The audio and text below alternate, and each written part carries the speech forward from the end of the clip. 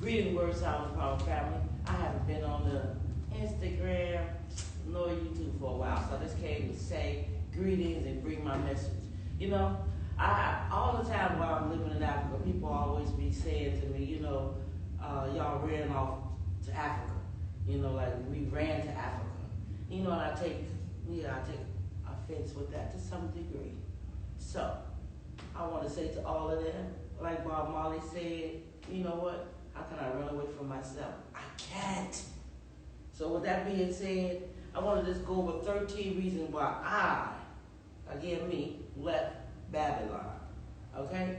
Like the 13 children of Jacob and the 13 months of out of the calendar of Ethiopia. I have 13 reasons why I say to the world, hell to the no, or Exodus, movement of Jah people. Now those 13 reasons again are my reasons. I know some people gonna be like, whatever. But I'm coming to you again, just my sentiments. Reason number one is prophecy. Of course, I'm a girl that loves, the prophecy. It's always showing us the way and to walk and to live. Yes. So as far as Revelation 18:4 says, come out of her, my people, so that you do not be partakers of her iniquities or her sins or receiver of her plagues.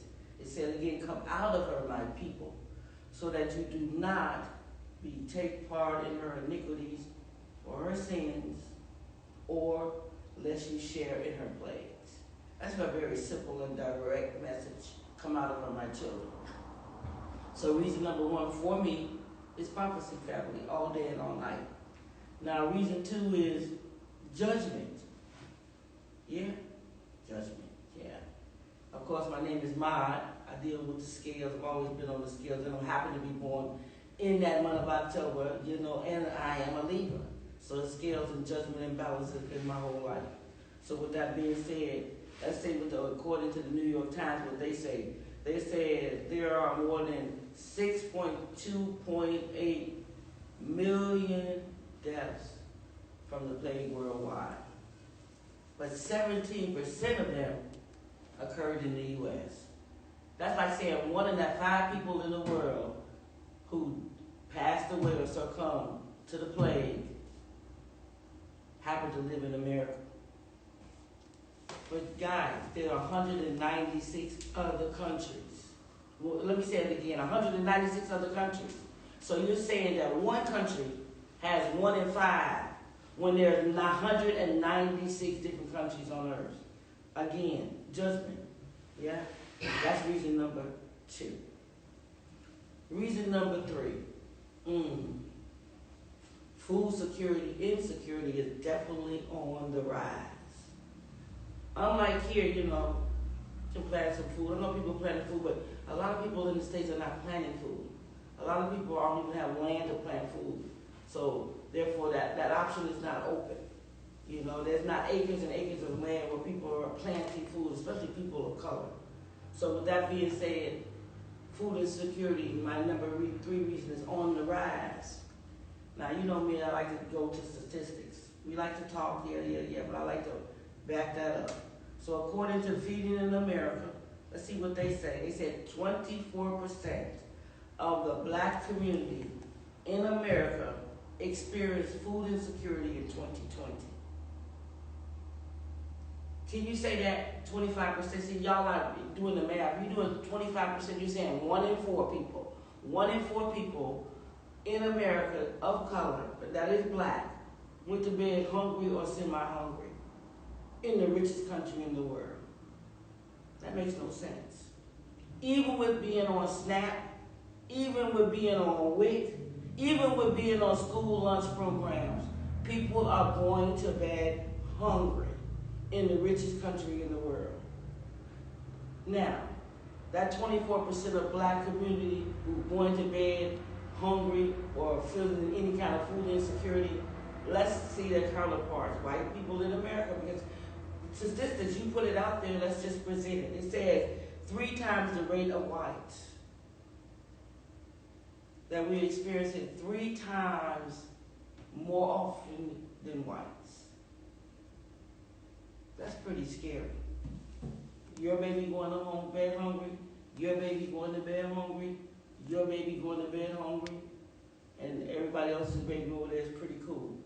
I guess that's why people are like up in arms. So reason number 3 is food insecurity is definitely on the rise. And hunger hits the black community harder than anyone in America. Reason number 4 why I'm saying, maybe we should rethink this. Subpar educational system. Can I say that again? Subpar educational system. Everybody isn't as fortunate as I to have gone to parochial school. My mother and father worked very hard to make sure we had a quality education.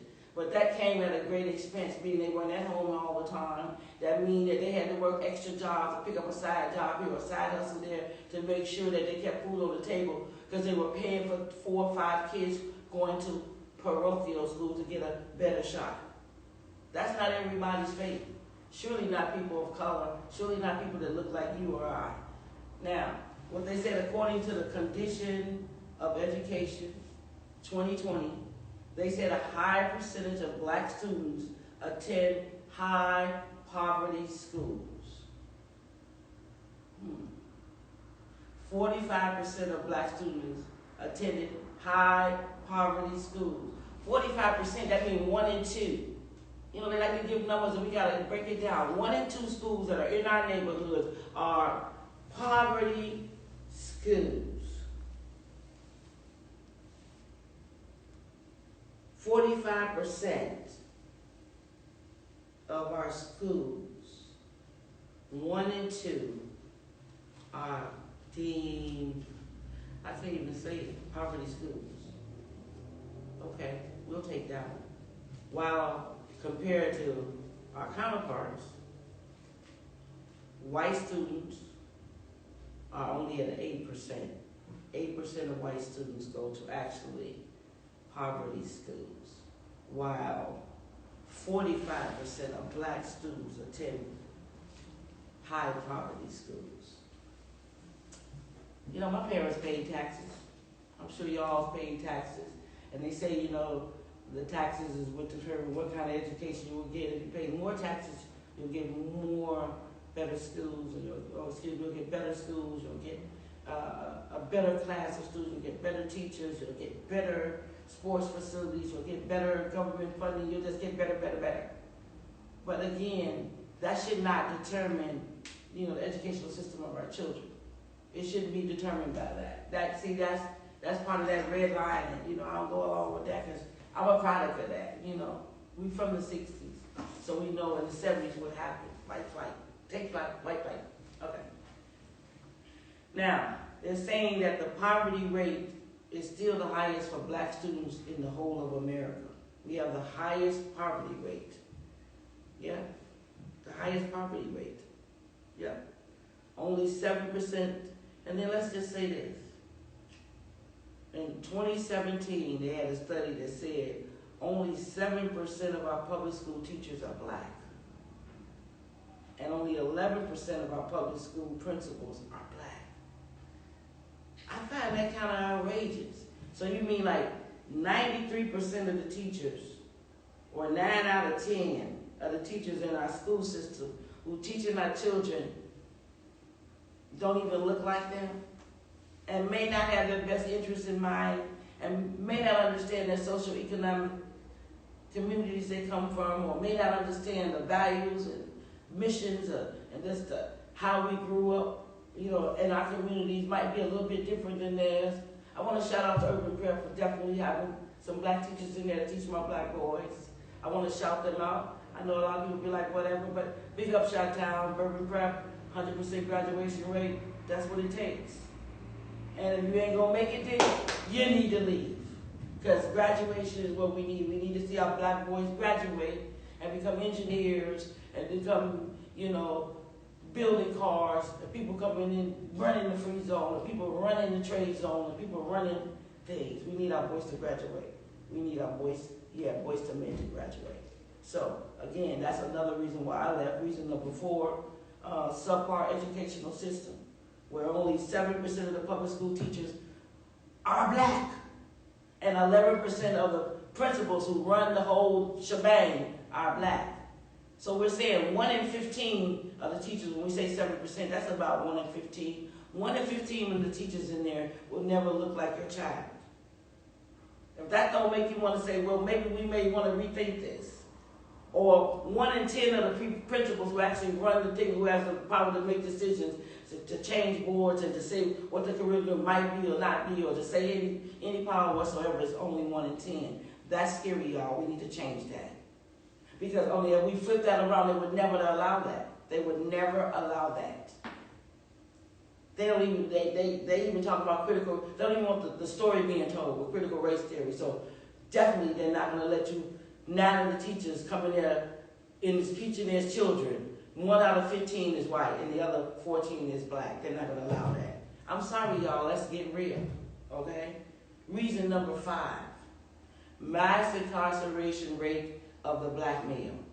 I'm going to say that again. Number 5. One of the reasons why I'm saying, oh no, mass incarceration of the black male. I can't say it any better. I have 1 black son. I have 1 shot. So what should I do? Just leave him to be food for the fowls of heaven and earth? Let him be another statistic? I say, hell to the no. Okay, let's go into some statistics, because again, we like to back that stuff up. The U.S. is only 5% of the world's population. 5%, not 95%. Even 5%, meaning 1 in 20. Okay, 5%. The U.S. is only 5% of the world's population, but it has 25% of the world's prisoners. In other words, 1 in 4 out of every person shackled in the world and chained in the prison is in America. 1 in 4. Listen, y'all, I already told y'all earlier, it's 196 different countries in the world. 196 different countries in the world. But 1 out of 4 of the people who are incarcerated and locked and chained in the world is in America. Is that what make you want to say, whoa, maybe I want to rethink this? No, I'm not running away. I'm just thinking. You know, I didn't get an education not to be a critical thinker. Yeah? Oh, if nothing else, my education taught me how to critically think. Let's move on. So I said already, 25% of the world population, or 1 in 4 of the people who are shackled and chained in the world, are locked up in the American penal system. America has the largest incarceration world in the world. And with 3 strikes set you out, mandatory minimum sentences, the 1994 crime bill, plea bargains with brothers taking charges and accepting charges that they never did, because if they dare to go before the system and request a judge, they're going to throw the book at them. According to the Department of Justice, the lifetime likelihood of a white male going to jail is 1 in 17. According to the Department of Justice, the lifetime likelihood of a white male going to jail is 1 in 17. 1 in 17. But let's flip that. The lifetime likelihood of a black man going to jail is 1 in 3. 1 in 3. How many of your sons, you got 3 sons, one of them getting ready to do some time. More than likely some serious time. That system, I don't care what no one says, it to me reminds me of modern day slavery. How do I get people to work for free? Well, the 13th Amendment guarantees you the right. But once you're a criminal, those rights have been taken away. Once you're a criminal, none of that matters anymore. So the life, liberty, and the pursuit of happiness is no longer yours. It's no longer guaranteed federally, stately, or any other way. And once you become a ward of the state. Yeah? Know that? Yeah. So again, 1 in 17, the likelihood of a white male will go to jail. But our son's 1 in 3. As a mother, what would you expect me to do? What would you have me do? Wait till he gets shot down in the streets? Wait till he's gets pulled over black while driving black. Wait till I have to say Floyd has to say, Black Lives Matter. What do you have us to do? Should we continue to be food for the fowl of the heaven and earth, or should we make some different decisions? That's where I'm at with that. So for all of y'all who talking about we running away, we can never run away from ourselves. We're revolutionaries. We're not running from the battle, we're running to the battle. Let's be clear. Moving on. Even though the black male makes only 6.5% of the U.S. population, he makes up 40.2% of the prison population. That's according to the Department of Justice. I didn't make it up. I went to school, I researched. That's what I did. I researched this and I'm bringing it to you. According to the Department of Justice, even though the black male makes up only 6.5% of the U.S. population, he makes up 40.2% of the prison population. That don't even make no sense. Is that a system by design? Is everybody just doing crime, or is that, people that's been displaced by design? Everybody wants to talk, but nobody really wants to reason. Okay, reason number 6. Reason why my decided that I've had enough. Increased denial of access to health care for people of color. Guys, I went to school for this. This is my forte. I have a bachelor's in healthcare administration. Yeah, I do. And healthcare disparity is definitely what I learned in healthcare. The disparity of it all. I saw it firsthand in school. I saw it in Katrina. I saw it when the plague came. I saw it every day. So this denial of access to health care, it's a big problem, especially when our communities are plagued with a heart attack, heart disease, cancer, diabetes, kidney problems, liver problems, pancreas problems, gallstones. We have it all. So health care is important to us, but denying us access to health care should not be allowed. But just like there are food deserts in America, there's food deserts as far as health care too. People have to drive 20, 30 miles, 40 miles to get to a facility or a clinic, and they don't have a car and the bus don't go there. How do I know that? Because I've been down south and that's how it is. So if you don't have a friend you can have a ride with, or somebody going to take you there, then you can't go get your medicine. Or you can't go get your blood medicine. Or you can't go get your diabetes test. Or you can't go get all the things that you need. So yeah, that is a problem. According to the National Academy of Medicine, let's see what they got to say. Healthcare in America is the most expensive in the world. That's why so many people go here and there. I'll be like, somebody said, I'm going to Mexico to go get me a lumpectomy. I'm like, what? What is that in the States? Well, I'm going here to go get my hair done or teeth done or whatever it is. People go all over the world because healthcare is so expensive. It really is. And of course, with that being said, access is limited in our community. It always is. We have clinics, yes, we have, programs. When I used to go work in WIC, we had to, see the people and get them nutritional counseling and things of that nature. So we have those programs, and those programs are few and far between. And every day, the services that we're able to provide are being, cut down, or cut in half, or nearly existing.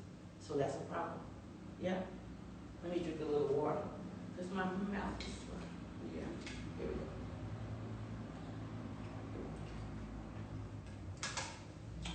Thank you, family.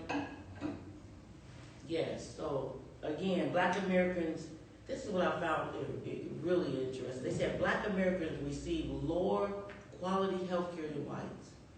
Even when we have the same insurance status, we have the same income, we have the same age, and the same severity of conditions.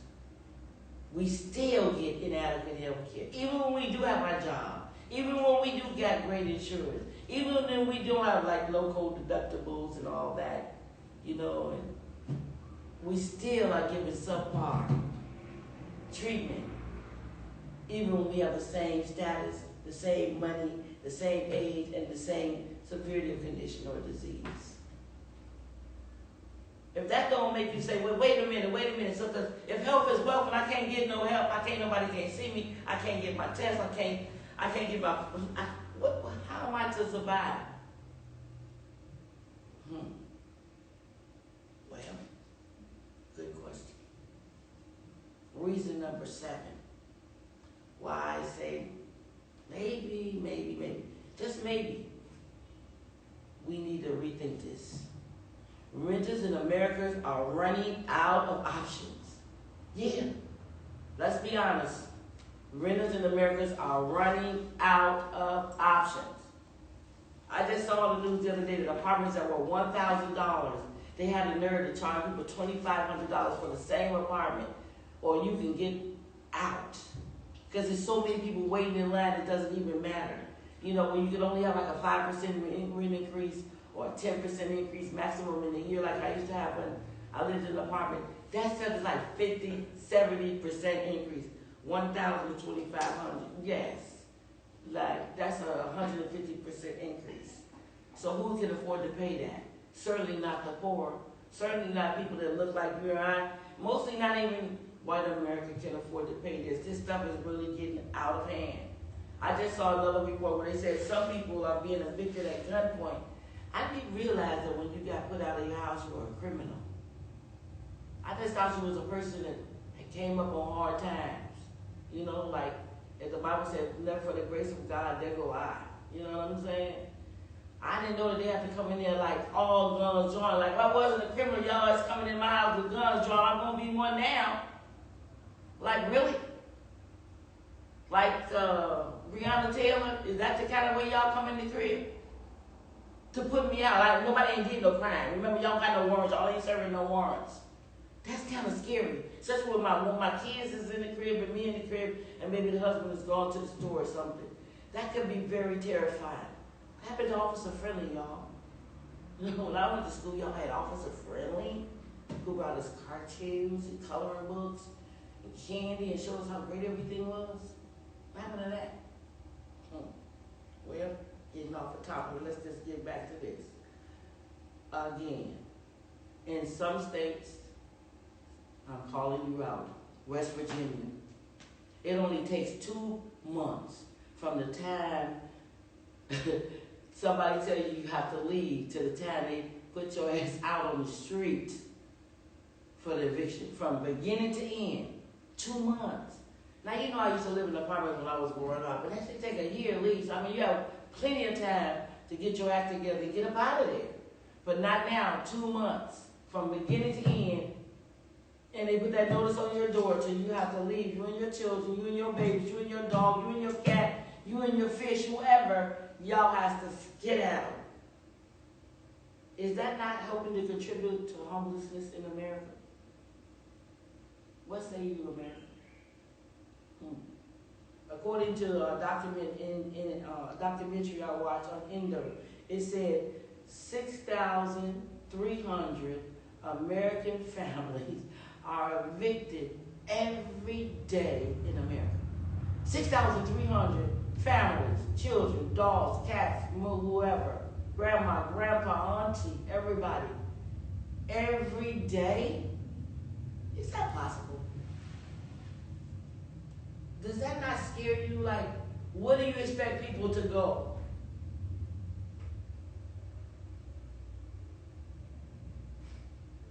Especially when I just told you that the rent is up like 100%, like 150%, because it's not a renter's market.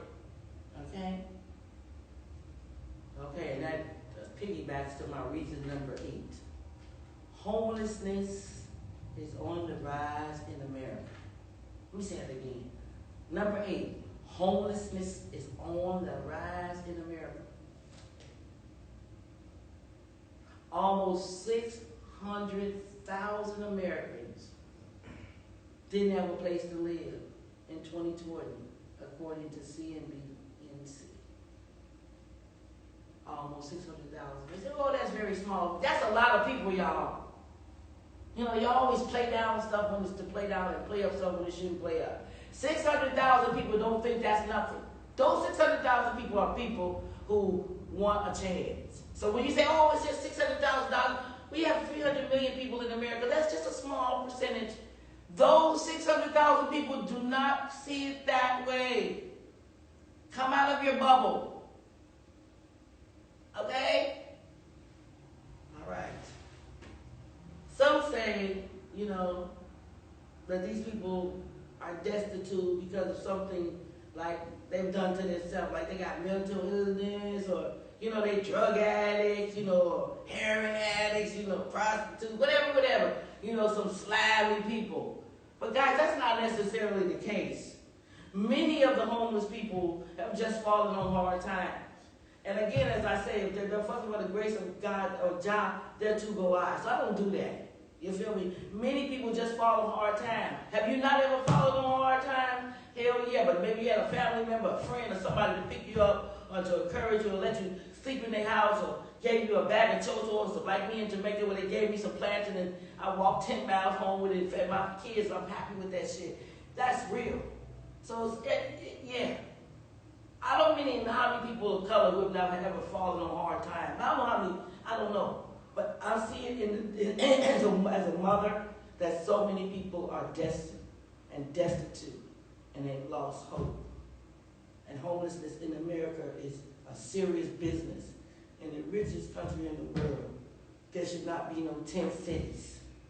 There just should not be. You know, many of those homeless people who y'all keep tagging as, you know, drug addicts, you know, mentally ill and all of that, them people work 50, 60 hours every week, more than the average American. And they still can't afford to pay their monthly rent. You know, they even got a place that I saw by Disney World, what they call them, the Disney children. The homeless Disney, the hotel Disney children. Where children are living in hotels, not just 4 children, mother, father, and the dog in a hotel. And guess what? Since the pandemic, that is on the rise. People not being there for like a month or 2 months. People being there years at a time, y'all. Trying to find their way back to some kind of normalcy. You know what I'm saying? So yeah, homelessness is on the rise. That makes me think like, you know, again, I'm getting older. What happens if that befalls me? But America East is young, you don't care. Okay? Let's be honest. Some people sleep in tent cities, while others sleep in their cars or vans, and others sleep in strip malls. At the end of the day, they are people. They're people just like you and I that deserve a chance. I don't care if you're white, blue, or green. America is not living up to her reputation. Okay? Reason number 9. More and more black Americans live under the poverty line. Yeah. I could just say more people of color, because that's what's going down. But you know, I'm black, so I'm going to talk about me. I don't like to talk about others, because I ain't never been in their skin. I'm going to talk from my perspective, which I can talk from. As a black American woman, these are my reasons. Yeah? More and more black Americans live under the poverty line. And at the end of the day, people are still poor in the richest country in the world. And they're working 7 days a week, and they are still homeless.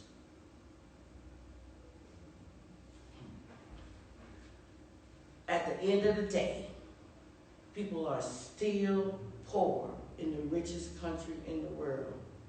Even when they work 7 days a week, they are still homeless. How is that possible? You know, how is that possible? Let's go into it. According to Statistica, in 2020, 19.5% of black people living in America were living under the poverty line. Let's say that again. 1 in 5.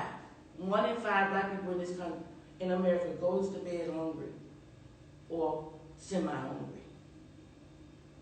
1 in 5. Where on the counterpart, only 8.2% of whites live under the poverty line. That means ours is almost double. So everything we just more predisposed to, prepositioned to get. It's like, the bottom of the barrel, everywhere we turn, bottom of the barrel, bottom of the barrel, bottom of the barrel, bottom of the barrel. I mean, like, after so much of that, when is enough enough? Yeah? Reason number 10. I think that's a good segue. The crumbling of the American dream.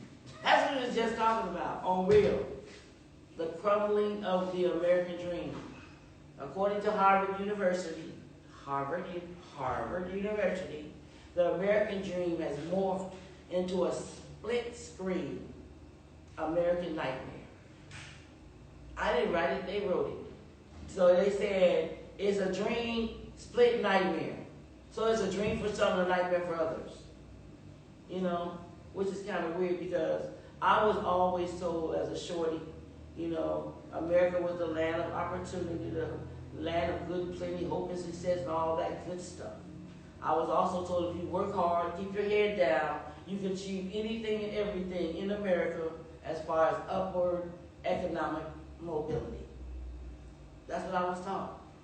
I think that's the dream they sold the world. Yeah? That if you work hard, keep your head down, you too, my friend, can achieve the American dream and all your dreams will come true. And guess what? We have a land arrived in the promised land. Hooray, hooray.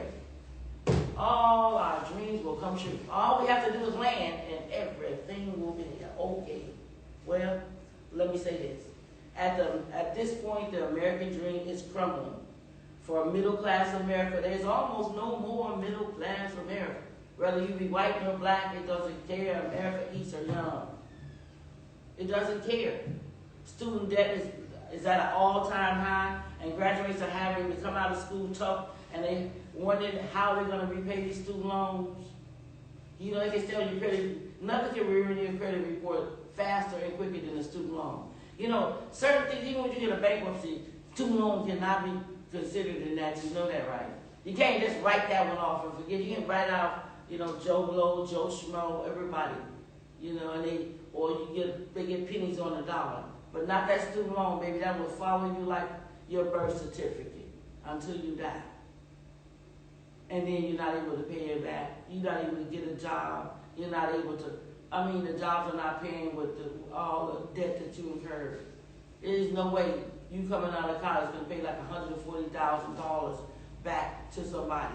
Yeah, it's a good try. It's a good try. Some of y'all will be successful, but plenty of others won't. Okay. Reason number 11. Gun violence is on the rise. I guess we don't have to even talk about that. Y'all know that. But anyway, let's go into statistics. According to the Gun Violence Archive, there has been more mass shootings in the U.S. than days in the year so far in 2020. There have been 213 so far. According to the Gun Violence Archive, there has been more mass shootings in the U.S. than days in the year so far in 2020. So far, it's been 213. That should be a bit scary. More school children have died in school shootings in 2020 than police officers in the line of duty who risk their lives every day and put on duty, vest and the whole deal. But more children are dying. So I say to you, okay, well, why do you want to go there? Because no one is safe. Okay, they say, well, there's no safe over there, but I don't see kids getting shot down daily like this. And again, what do the children play? What do they do, run between the bullets? Look at the children who were just going to grade school the other day. That don't even make no sense. And y'all, another thing about that is, y'all really think that is normal. It's not. And it's not until you come out of these inner cities, it's not until you come out of these projects and project mentality, it's not until you get to breathe and realize, hey, ain't normal. Children dying in the streets and 213 mass shootings and we just in the 5th month of the year is not normal. I don't care what nobody say. Y'all make this stuff as normal. Like we going out the street, we see yellow tape all around, That's cool. We just step over the body. I remember one time I went to New York. We went to a party and they came in and shut up the party. 12 tribes of Israel. This one's to you, okay? They shot up the Perrys in there wearing all silver. I think it was for the month of Gad. Everybody having silver and white, silver. Mine came in there like 3 in the morning, shot up the blow party. Bum, bum, bum. Everybody's under the tables, bam, bam, bam. Do you know when the man left out of there, my people them just picked up the case, showed the shells up the casings, and put back the table and started the party all over? That is not cool. You should have a problem with that, because I have a problem with that. But because, again, I'm from Chicago, that's in New York, it didn't seem strange to me. But it should. And it doesn't seem strange to my people until they actually come out of my children and see that that shit is abnormal, 100%. I don't want to be dodging bullets. Again, my question is, what do the children play?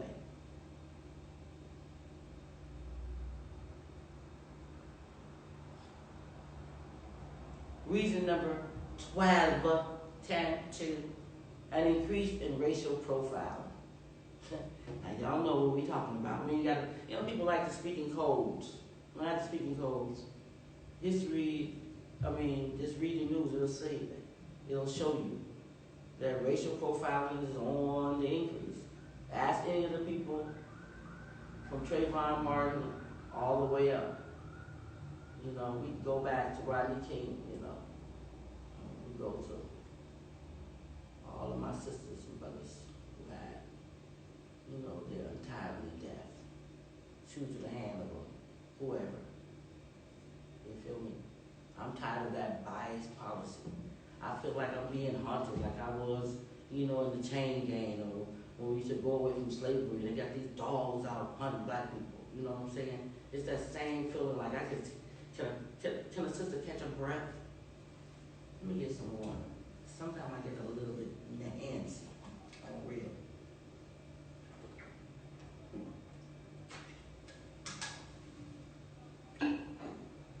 Yeah, so I have a problem with that, as I said. And I'm tired of the bias, racial profile. I'm tired of people walking behind me in stores. I'm tired of people following me while I'm driving. I'm just tired of it all. Like, can a sister catch a break? And it's like it's so normal, like it's second nature, to them, that it's like, that's okay, But I'm tired of being the prey. Yeah? That shit leads to what? High rates of chronic diseases in our community. People ain't gonna tell you that, but me, I'm also a nurse. I'm gonna tell you that. Yes, it does. Somebody always down your back, breathing down your throat. Somebody always barking down you, telling you what to do. You can't breathe. That causes stress. And what stress do? Stress kills. So yeah, an increase in racial profiling, and of course, is leading to more chronic illnesses in our community. And nobody can deny it. That's reason number 12. As I said, there's the 13 children of Jacob. And there's the 13 months in the Ethiopian calendar. Reason number 13, Babylon is falling. Simple. At the end of the day, America is collapsing from the inside out. I ain't did nothing, you ain't did nothing. It's just, here we go, prophecy. According to the American Society of Civil Engineers, America was given a C- on this report card. A C-. You know what? I ain't never got a C in the grade in all my life. Anyway, school is important, A mind is a terrible thing to waste. Yeah? But a C- America. You mean the superpower of the world. You mean the leading paper where everybody in the world wants to go. She got a C- for her infrastructure. It's falling. Why? Because she got crumbling public roads. She got aging bridges. And her water mains are deteriorating. Can somebody say Flint, Michigan? Please wipe my face on that one. Go again. According to the American Society of Civil Engineers, America was given a C-. That's not even average. That's almost flunking, C-, I'm a teacher. C-, you may not graduate, dude. It's not going to work. But anyway, it's because of her crumbling public roads, her aging bridges, and her deteriorating water mains. I just want to say this in closing. Remember, prophecy always reveals Revelation 18:10 said, "Oh, alas, alas, you great city, you mighty city Babylon, for in a single hour your judgment has come, and the merchants of the earth weep and mourn for her, for there is no one left to buy her goods." Peace out, family. And for all of y'all who say I'm running away, and I say to you, I will never run away from myself. I'm a soldier. I thought I told you. Peace out.